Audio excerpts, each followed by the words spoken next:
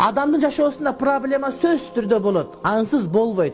Бирок ошол проблемаларды аны өтө чоң көрүп, ошону менен жашоо бүттү, эми менде башка бактылуулук болбойт деп ойлоп калбаш керек. Проблемалар бул жашоо түгөндү, жашоо бүттү, сен өлдүң деген сөз эмес. Карап көрүңүзчү, сиздин башыңызга көп ирет проблемалар келген. Ошол проблемалардын баарын аттап өттүңүз, көп убакыттан кийин ошол проблема сиздин күлкүңүздү гана келтирет да. Кап ошону түшүнткөн экен бекер эле. Жөнөкөй нерсе болгон турбайбы деп ойлойсуз, урматтуу бир тууганым.